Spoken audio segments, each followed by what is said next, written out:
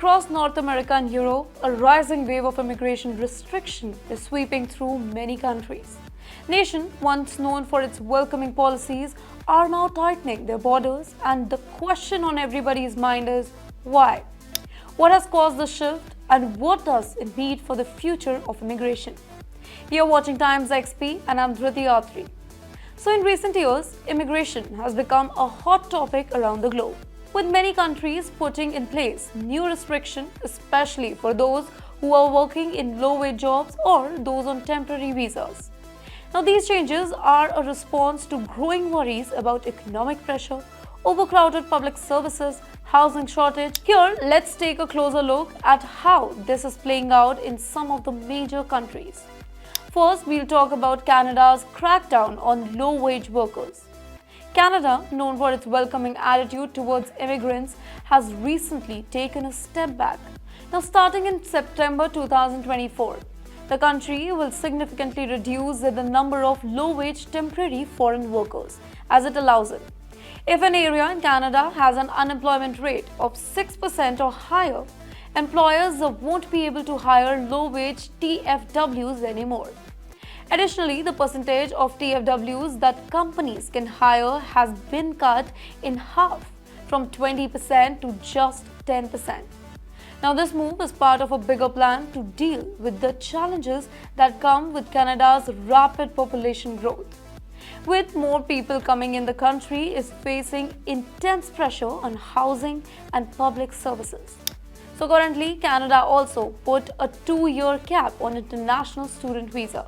And this shift away from Canada's once famous open-door policy is largely due to concern that the influx of temporary residents, including international students, is straining the country's resources.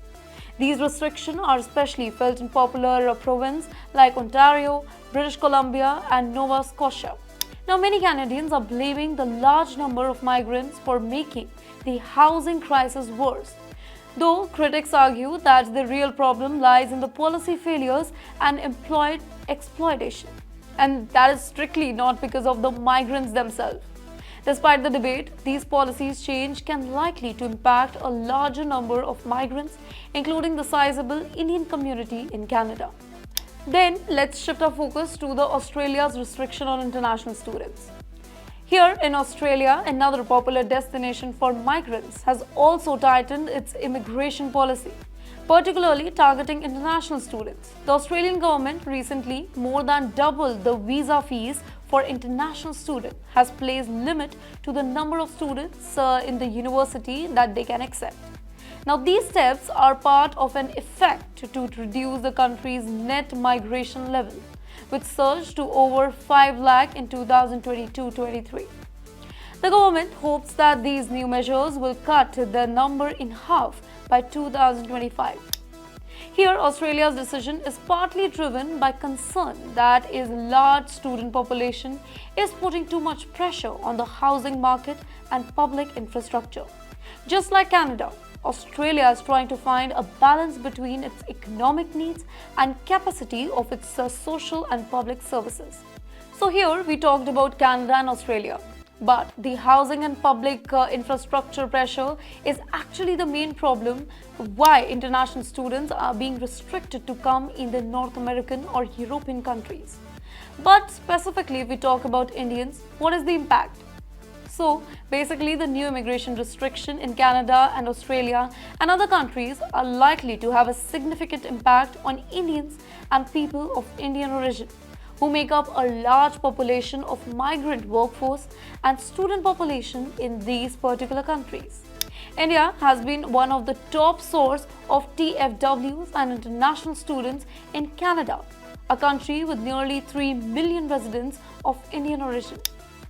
In 2023 alone, around 26,495 Indian workers reportedly entered Canada through the Temporary Foreign Worker Program. And the reduction in the intake of low-wage TFWs will definitely impact Indian workers, and many of whom rely on these opportunities for their livelihood. Moreover, the cap on new international student visa in Canada has already led to a noticeable decline in the number of Indian students that are arriving in the country. Reports suggest that this cap, along with increased financial requirements for study permit, is discouraging potential Indian students from applying. Now, the situation is further complicated by diplomatic tension between Canada and India, which has contributed to a decline in visa approvals and student enrollments from India. In fact, the recent shift in Canadian migration policy has put more than 70,000 international student graduates at risk of deportation. These graduates, many of whom have already completed their studies and working in Canada, may now face deportation due to the change in the rules that are governing postgraduates' work permits and pathway to permanent residency. The country is witnessing widespread protests to amend or revoke these particular policies. As for Australia, where Indian students form a significant portion of international student body, the new visa fee hike and intake restriction are likely to deter many for pursuing the higher education in these areas. Now, this could lead to decline in number of Indian students and reduce the cultural and economic contribution these students bring to Australian society. With Australia also working to curb its net migration level, Indians currently in the country on student visas or temporary work permits may find it hard to transition to permanent residency or secure long-term employment. For more such videos, do follow TimesXP.